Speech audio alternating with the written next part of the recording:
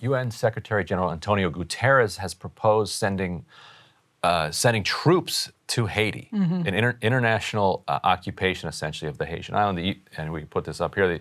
The U.S. authorities are apparently leaning towards backing this occupation, or this troop presence being sent onto Haiti. At the same time, the island, and this is what this is in response to, the island has been facing weeks of protests against economic conditions and political gridlock and corruption in the country. So we're going to be joined to talk about the latest on this by Ambassador Dan Foote, who was the envoy to Haiti up until fairly recently, when he publicly resigned in protest over the Biden administration's policy toward Haiti. So first of all, Ambassador Foote, thank you so much for joining us here. Good morning. It's great to be with you, Ryan. Thanks. And so Haiti doesn't get a whole lot of coverage in the American press, and in fact, it was occurring to me recently that when we had a day or two of a few hundred, or maybe more than 1,000 people take to the streets of Havana, it led to kind of a week of coverage here in the United States.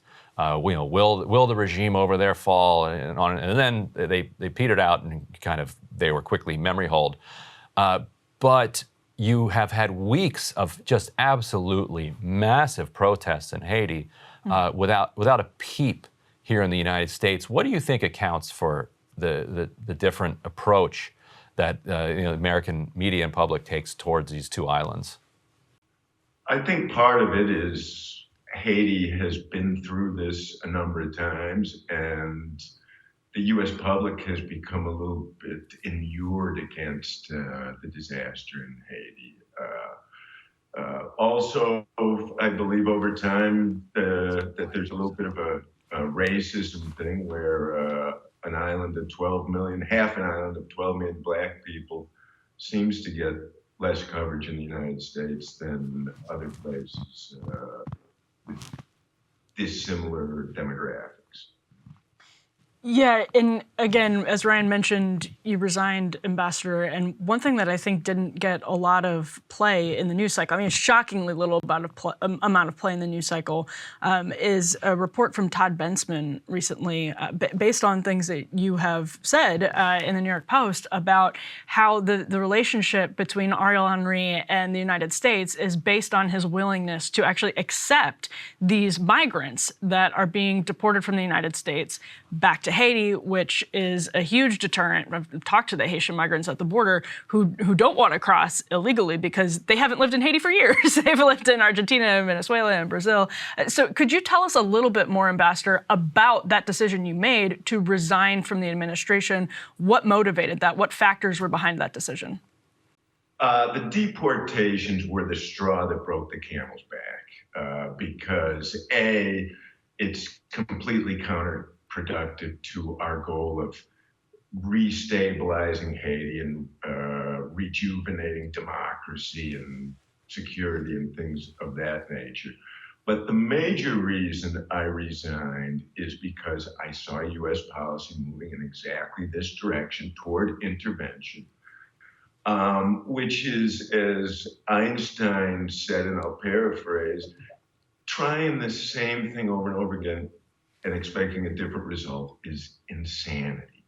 And in Haiti, each time the international community has intervened without Haitian popular support, the situation is stabilized temporarily, and then it becomes much worse over time. So since '94, we've intervened 3 times, arguably, I guess, and each time Haiti has gotten much worse, to the point now where I can't even believe that Haiti's in this hemisphere. It is similar to Somalia or Afghanistan. The quality of life and the tragedy that these people see, the hunger, the poverty, the violence, is similar to the most conflict-based places on the planet right now. And so in the July of 2021, Jovenel Moïse was assassinated.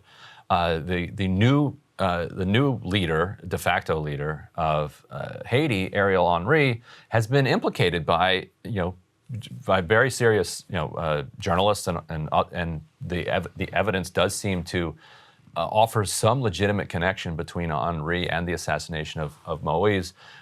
As somebody who was watching this closely, what's your view on how that all unfolded? Well, first of all, when President Moise was assassinated, the acting prime minister at the time, a gentleman named Claude Joseph, stepped forward. The Haitian constitution sort of broke because of COVID and the fact that they don't have a parliament, which expired. 10 days later, the United States, the UN, and the international community, via press release, told the world that it would now work with Ariel Henry as the prime minister of Haiti, completely catching all Haitians off guard. They all found him to be completely illegitimate. Now, when you go to the assassination, there are a number of ties between de facto Prime Minister Ariel Henry and actors in the assassination, including a gentleman, Joseph Badiou, who is believed to be the intellectual author of the assassination, including 12 phone calls right around the time of the assassination. Ariel Henry has never answered me, you, the U.S. government, the Haitian people. He's just ignored that. And he's certainly guilty of obstructing justice. If you look at the number of judges that he's fired and the obstacles he's put up in the Haitian justice system to look towards the assassination. So he hasn't worked for justice towards the assassination. He hasn't answered the questions and the implications. And I'm flabbergasted that the United States continues to back the guy without being certain that he had nothing to do with the assassination of Haiti's head of state in his bedroom. And the turmoil and unrest that people are seeing now in headlines, although not probably as many headlines as they should, is stemming from the humanitarian crisis related to food, fuel prices, related to poverty, cost of living. Can you tell us a little bit more about the policy from Henry towards fuel, the policy that he's taken, and how it may have sparked protests that started about fuel and then became so much bigger to the point where the New York Times is calling this, quote, a low-intensity civil war? What is Henry doing, and what could he be doing that would perhaps quell some of this? So since he was installed in July of last year, 2021, Ariel Henry has done very little to appease the population, to improve conditions, security or otherwise. And he has ties to the gangs down there, and he has had some frustrating relationships with the gangs, but he's still related to them. As he lifted subsidies on fuel in Haiti recently, the price of gas rose to about $20 a gallon on the streets of Port-au-Prince. So people can't afford to go to the store, to go to the doctor, to go anywhere. Hospitals don't have fuel. And as a result, the people have come out in force to protest, which is in Haiti the only way for them to let their voices be heard. And the international community typically is taking a page from our historical playbook and blaming the riots not on popular dissent with an illegitimate, ineffective, and possibly assassin acting prime minister, but they blame the oligarchs and economic factions for paying the people to protest. These people are desperate. They're angry. They're not being paid to protest. They want a better life, and they want it without Ariel Henry. And if the United States and the internationals go in with military force to take on the gangs, they will be supporting Ariel Henry, who's becoming more dictatorial by the day. So at the top of this segment, I was kind of struggling to find the right terms to use to describe kind of an armed intervention in Haiti by the international community. So can you talk about what is being proposed by the UN and apparently backed by the United States here, and what the history of such armed interventions has been over the last couple decades there? without being privy to the details of what's going on in New York right now, Ryan, let's go back to the peacekeeping operation that grew out of the 2004 intervention, which was called MINUSTA in Haiti. I won't go into the French acronym because my French is horrible. But MINUSTA was on the streets, a multinational force for over 20 years in Haiti. I first experienced it in the wake of the earthquake, and then in the 2 years after the earthquake. And at the time, gangs were a problem in Haiti, particularly Cité Soleil. And MINUSTA went in there and took on the gangs. But I actually talked to a general in MINUSTA who told me about back in 2004 when he was a major, them going into the slums of Haiti and not being able to tell the good guys from the bad guys and just sort of like taking care of business and let God sort them out. So MINUSTA post-earthquake brought cholera back to Haiti after 100 years without being in that part of the island. So Haitians are not pleased about that. There were huge problems with sexual exploitation by the peacekeepers. And at the end of the day, extrajudicial killings and other allegations, and Haiti didn't get that much better. So an international force will go in. I think that the goal will be a quick strike against some of these gangs, but we have really limited intelligence on the gangs. And the problem in Haiti historically with foreign interventions is that we have great difficulty differentiating the gangs, the bad people in Haiti, from the innocent civilians who are protesting for a better life. And I fear you send troops in to support a dictator, Ariel Henry, and it could turn into a bloodbath. Yeah, and I want to ask you, Ambassador, about what more specifically a bloodbath could look like in Haiti, because we know already there are problems with hunger. There are obviously immense problems with violence. So going forward, say there is military intervention from the UN, from the US, or say there isn't, because either way, the consequences for Haiti are immediately dire. Either way, there's immense suffering on the horizon. So what is the future, the immediate future for Haiti in either circumstance? The future or the current situation is certainly dire, and it has been for a year. It continues to get worse, but we've ignored it for a year, despite the fact that the U.S. administration was told pretty clearly in my resignation letter what would happen in Haiti if we continued with our policies, and it will continue to get worse. The underlying issue is the Haitians believe that they have a solution. And the U.S. and internationals have never let the Haitians come up with their own socio-political solutions. So we are always supporting unpopular ideas when we go in with a military intervention. If the United States stops ignoring Haiti's civil society and opposition political folks who came up with a consensus agreement to have a provisional transitional government to restore security and help create the conditions where acceptable elections, credible elections can be held, then I believe Haiti has a chance to move forward in the right direction. If we go in to back Ariel Henry, the de facto prime minister, with the difficulty we have differentiating between adversaries and innocents in Haiti, I believe that the Haitian people are going to not take kindly to that, and we may wind up fighting the Haitian people who believe that we're supporting a dictator who's not in their interest. And is the U.S. not supporting a Haitian-driven solution because they rely on having Ariel Henry in there so that the Biden administration can continue its deportation policy?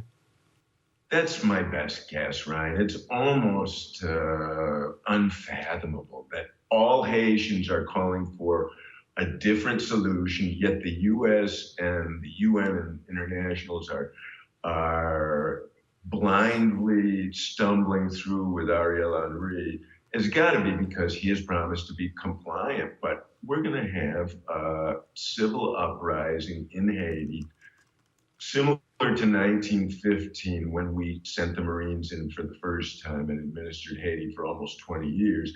In 1915, Haiti was in a similar position, and they went up to the French embassy at the time, or the legation, and they dragged the president, President Sam, out, and they tore him limb from limb on the streets. And I fear that you're going to see something similar with Ariel Henry or with a foreign force that's sent in there to propagate his government and kind of keep him in power. And if he's responsive to those negotiating levers on migrants, perhaps he's responsive to negotiating levers on other questions in a way that Antony Blinken and the Biden administration would appreciate. And I guess that's my question. Right. That's my question, Ambassador, is, having worked very closely with this administration and sort of seen its policy up close, do you have confidence going forward? We've talked about the options that seem to be on the table, and we've talked about the consequences that they could have. How optimistic are you about U.S. policy, about the Biden administration's policy towards Haiti in the coming months, weeks and months? If they support UN intervention and we move forward with that, I'm heartbroken, frankly, because it's not going to work. It can restore stability temporarily, but it will not be sustainable. There's no state in Haiti on which the people can hang their hat. And if the current illegitimate government holds elections, they won't be acceptable by the Haitian people. If Ariel Henry is involved in any government that holds elections, you might as well not even hold them, because the people won't accept them, and we will continue to be in a place where they are governed by foreigners, basically. It goes back to our policy, unspoken U.S. policy that's been going on for 200 plus years, and I've heard this in hushed tones in the back quarters of the State Department. What drives our Haiti policy is this unspoken belief that these dumb black people can't govern themselves. And you've been unusually outspoken since your resignation. What's the response been from your former colleagues? From my actual friends, they are supportive. And from my former friends and the policymakers right now who are more concerned with their careers than they are with U.S. foreign policy, I don't have any relationship with most of them whatsoever. And I believe that they're undermining U.S. national security, because as long as Haiti is unstable and the gangs are running it, you are seeing a ton of illicit drugs, arms, people, and worse going through Haiti and coming to the United States. Right. I've heard that a lot of the arms are coming through, particularly maybe through Jamaica, and what do they call it, the guns for ganja kind of pipeline. What are the other fuel from Dominican Republic? Yeah, and what are the other national security implications? Like what is becoming of Haiti as a failed state as it relates to the U.S.? Well, as a failed state, we're looking at the immigration consequences daily, right? Haitians want to leave Haiti. If we were there, we'd do the same thing. It is unlivable there. So you're going to see continued increased immigration demand, including in unsafe boats and crossing very dangerous places like the Darien and Panama, et cetera. You're also running the risk and vulnerability of this kind of free-for-all with drugs and arms and human citizens and Russians and North Koreans running around Haiti. You're creating the opportunity for our real world adversaries to set up shop and to destabilize the United States from an hour and 40 minutes from Miami. Right. Yeah, destabilize Cuba, see what happens. Destabilize Haiti, see what happens. And it's so absurd. We're creating a failed state so that we can deport people to it, which then means there will be more migrants that we will then have to deport in ever greater numbers. It's Right. It's also an interesting. Oh, go ahead, Ambassador. Well, my argument is let's give the Haitians a chance to mess their own country up for once. Yes. I have seen us do it a number of times. I was actually part of the 2010 post-earthquake reconstruction planning, so I know how not to fix Haiti. We've done it numerous times. Give them a chance to fix themselves. What's the worst they can do? They can't do any worse than the United States and the international community has done. And I guarantee you they're going to do better because they know their country and they're going to be bought into their own solutions as opposed to being told what to do by white foreigners. And one of the totally forgotten, I think generally totally forgotten consequences of the invasion of Ukraine, because this is stemming also from high food prices and inflation, and it all sort of was a ripple effect. And Haiti is not alone. There are other countries that are dealing with this too, because price hikes the one closest to the edge, price hikes and corrupt governments are a terrible combination. Right. Well, Ambassador Foote, thank you so much for joining us. It's been a pleasure. Thanks for your attention to Haiti, guys. Much appreciated. You got it. And that'll do it for us for today. That's right. But fear not, we will be back tomorrow. We'll be back tomorrow. We'll have we're gonna talk about the protests in Iran. That's right. We're gonna have a guest who's gonna join us from Iran, Sadar Siddiqui. Mm-hmm. What else we got tomorrow? We have Congressman Ken Buck is scheduled to be right. on the program. Congressional schedules can always be a little tricky, so hopefully that works out. Otherwise, we'll make sure to get him, and we will, of course, be covering the antitrust. We just saw that one of the FTC, a Republican FTC commissioner, ended up at Amazon, I think, right after leaving. So that's a story we'll cover tomorrow for sure. So surprising. Yeah, it's something to that. It's a great opportunity, and we'll talk to Buck about this. Great opportunity for Republicans to put an actual populist on the FTC. Yeah, that's a really good point. It's going to be a huge fight. Yeah, he started. Does Hawley win that fight and get a populist on there? That's a really good question, and that's something we'll talk about tomorrow. He's working for Google and Amazon as a lawyer. He's an ex-FTC commissioner.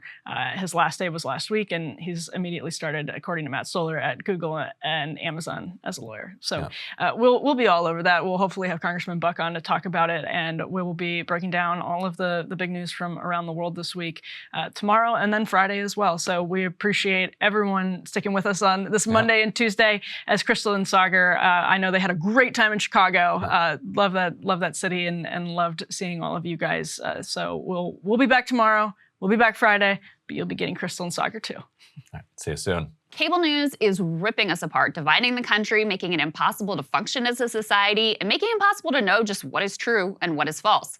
But the good news is they are failing and they know it. That is why we're building something new, a new mainstream, a healthier one, something more trustworthy, something that we are going to need in one of the most pivotal times in American history. We are building up here for the midterms, for the upcoming presidential election, but we need your help. So if you can help us out by becoming a premium member today at breakingpoints.com, we're trying to change America for the better and the entire world. So what are you waiting for, guys? Go to breakingpoints.com and sign up and help us build a new mainstream.